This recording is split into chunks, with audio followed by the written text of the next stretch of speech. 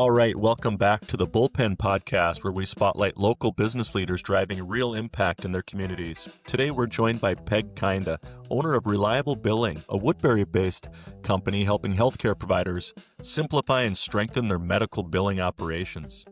Drawing on more than 30 years of combined experience, Peg and her team have become trusted experts in mental health, substance use disorder, chiropractic, and radiology billing. We'll talk about what it takes to build trust in such a complex industry and how strong systems, transparency, and teamwork can fuel both business growth and better patient care. Peg, welcome to the show. Thank you so much for having me, Andrew. Happy to be here.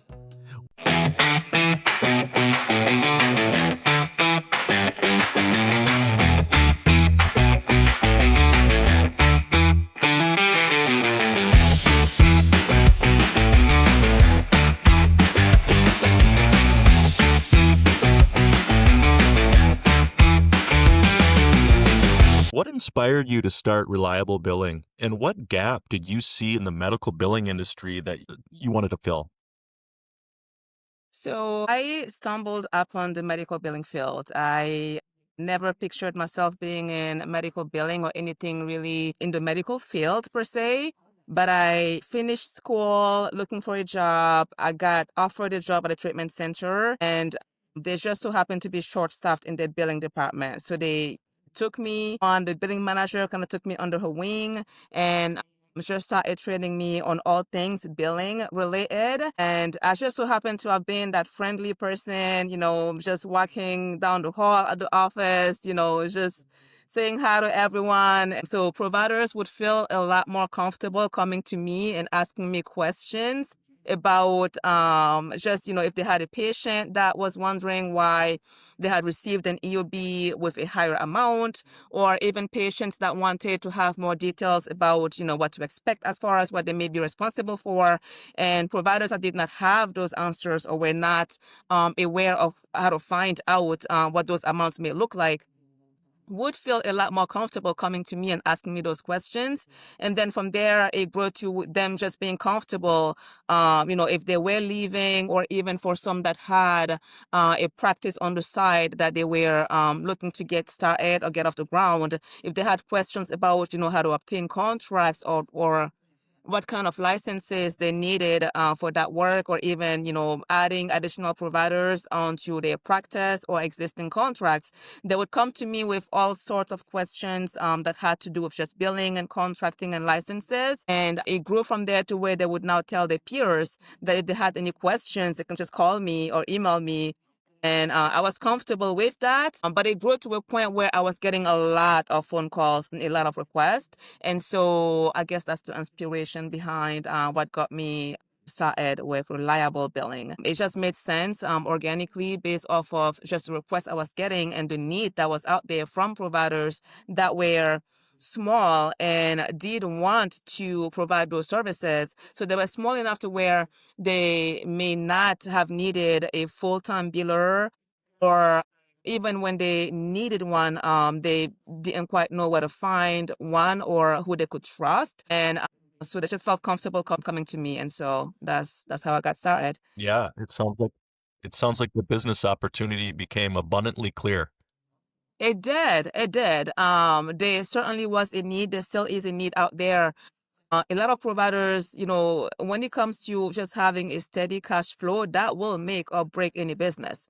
And when it comes to the medical field, if you don't know how to code in the right way, if you don't know what modifiers to use, if you uh, don't understand, the right forms that the claims should be put onto, or even the EHR, and how all of that ties together, you are not going to get paid, and no one will have the patience on the other end, meaning on the insurances, and to really walk you through things. One common thing they'll tell you is, we can't tell you how to bill. So they would never walk you through how to bill, how to code, and they always refer you back to either a website, or they'll say, well, go to your biller. And so, yeah. Yeah, makes sense. Yeah. Medical billing is all about trust and precision. How do you build Mhm. long-term partnerships with providers who rely on you for accuracy and compliance? I always go back to my root, right? From where I started. When I started, I was not doing it for any money that I was getting paid. I really was just helping providers because I wanted to, and I had the data or information they needed. So I was just happy to be able to be helpful to them in that way. So I have kept that with me. So even now, I don't. Yes, it's now officially a business. Yes, I have to make a profit. Yes, I have to pay my staff members, and the numbers have to make sense. But I look at it for always the providers' perspective. It's always about them and helping them and getting them what they need. So I tend to put their needs even ahead of mine, and it works, right? Because if they're happy, then and if they're getting paid, then I'm getting paid too. And the more they grow, the more I'm able to grow as well. And the more they're able to afford as far as the services we offer, the more, because we do offer quite a few more services beyond just billing. And so if they are able to afford a lot more of those other services and have been happy on the billing end, that helps me as well. So I would say that is one thing that has worked well. I love that. You've led your Yeah. team through years of industry change. What leadership principles have helped you stay grounded and successful? Always remembering, everyone has a different skill set.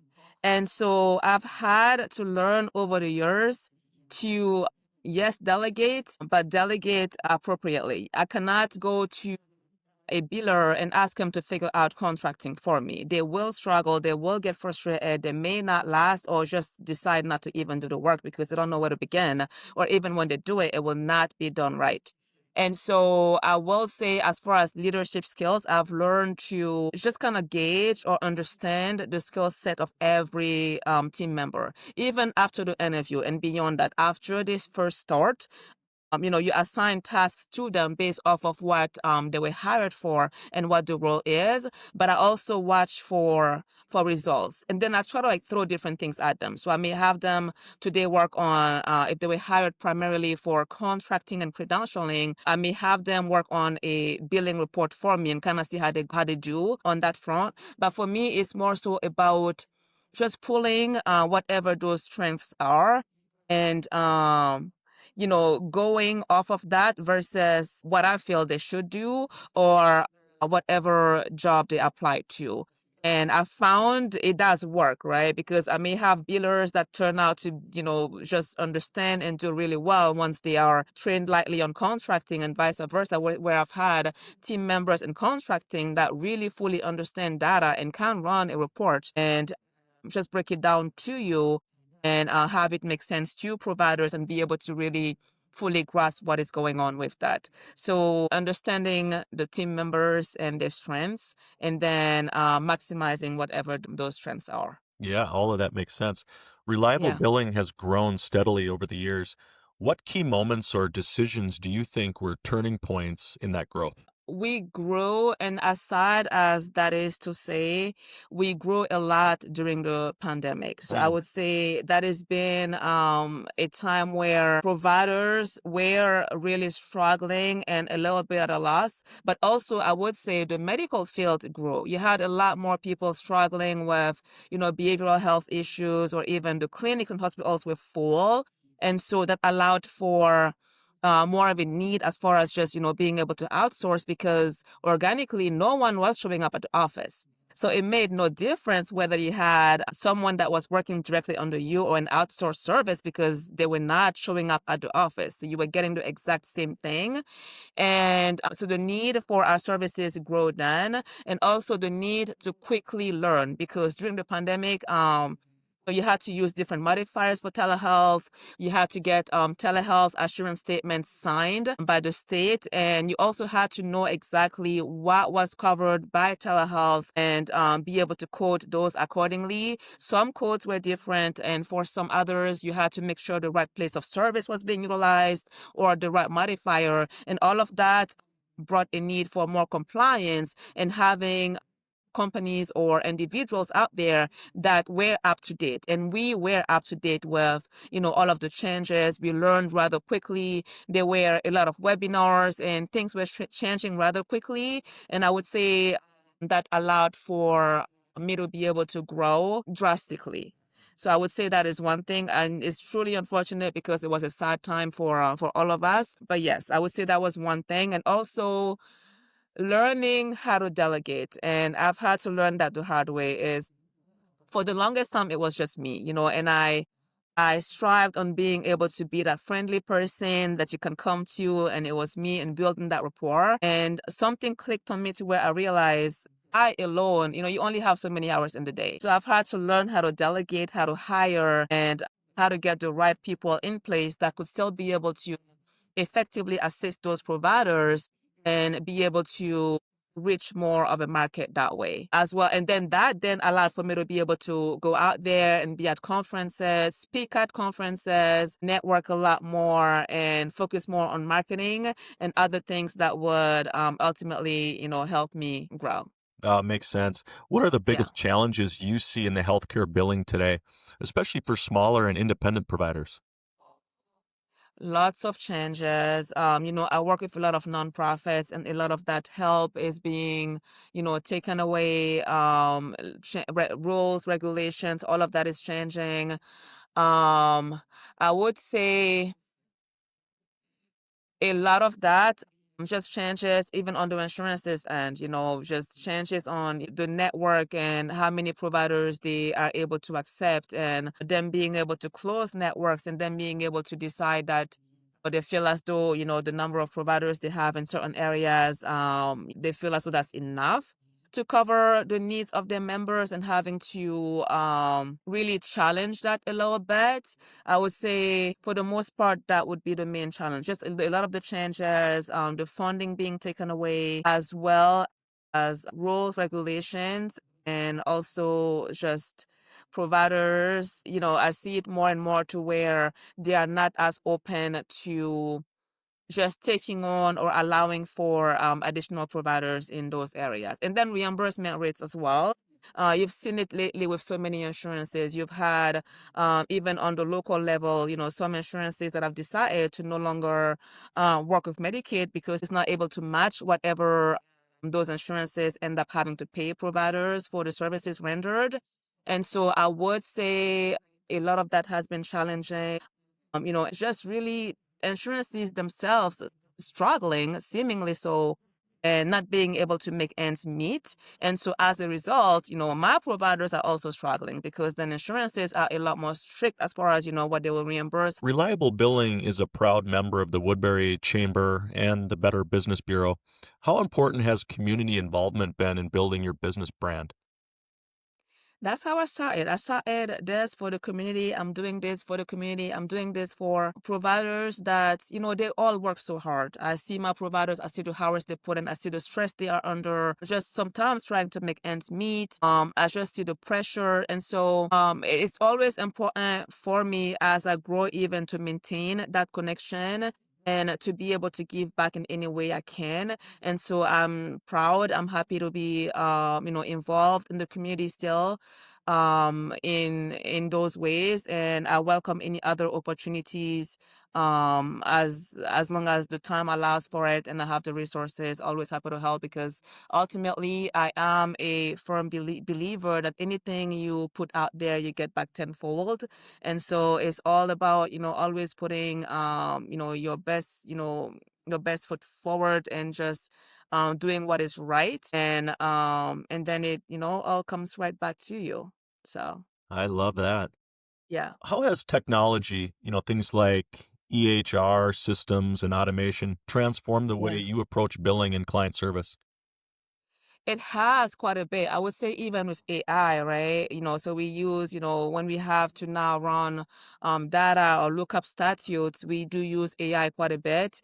Or even coding that, may be now obsolete, or just new modifiers being put out there. We use AI for that as well. And even the EHRs, a lot of them now have AI integrated on there, which makes providers' jobs a lot easier. Even when it comes down to documenting services, they are able to use AI and record and transcribe for them, and then review and make sure it does align with whatever happened during the session, and that allows for them to be able to provide more services and have more of a volume, which then allows for them to be able to build a lot more. So I love AI. I'm a strong advocate for AI. I think it's the future. I think it's the present even.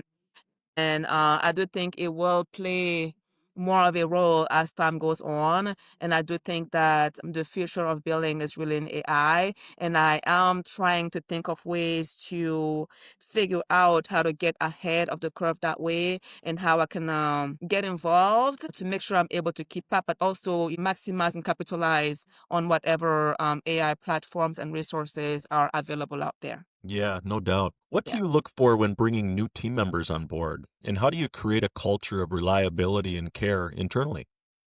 Yeah, so again, that's been something that I've had to learn a little bit the hard way is to really take my time as I'm hiring. You want to make sure it's the right fit, not just for the company, but you also want to make sure that they will.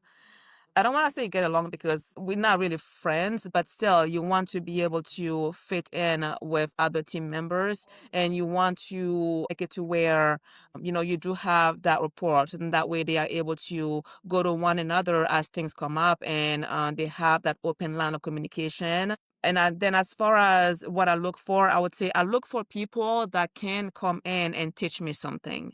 These days, I know what I know and I'm still learning. You always learn, right? You're never done learning. But I would like to be a little less of the teacher and be more of a student. Come in with a set of skills that I don't have, that other team members don't have, and then add that way. Yeah. So, yeah. For other local business owners or entrepreneurs listening, what's one piece of advice you'd give them about building a company that lasts? Your name is all you have. So you have to be, and again, one thing that has helped me a lot, to this day, I get so many customers just from word of mouth. They will call me and they'll say, oh, such and such, give me your name. Or I've had this colleague tell me to call you because I have this problem.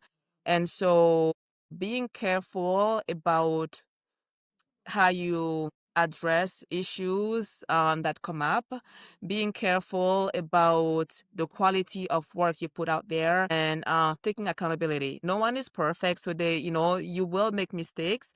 But as you make those mistakes, is taking accountability, acknowledging them, and if you can't fix them, you fix them. If you cannot fix them, it's a matter of making sure you communicate that to the provider and just admit your wrongs, and then offer for them to, if you not have to refund them, you refund them. And or if there are other areas that they may need assistance with to be able to help them. But I would say always doing the right thing because ultimately once, the thing with the medical field, and I would say probably with any business, is providers are most likely to go to someone if they know somebody else or know others that have utilized the same services and have had, the right results. And so, if you are able to have others out there able to vouch for your services, and that is always the best way to go about things. So I would say being honest and doing the right thing and always keeping your name in mind. That's really all you have. Once your name is gone, you as a business will likely be gone as well. So keeping that in mind as any challenges, issues, doesn't matter how difficult the customer is, you still want to make sure you're doing all you can to address those and make sure they are as happy as you can make them be. Because the last thing you want is to have others out there that are making it a mission to just tell anyone that will listen that you just are not delivering quality of work. So, All right, guys, that's where we'll leave it. Peg Kinda's story is a great reminder that reliability isn't just a name, it's a value that drives growth, trust, and long term success. If you're a healthcare provider or local business owner looking to simplify your operations, check out Reliable Billing and see how Peg's team can make your back office run seamlessly. Thank you for tuning into the Bullpen Podcast, where local leaders share real world strategies to take your business to the next level. See you next time. Peg, thank you again. thank you, Andrew. I appreciate it.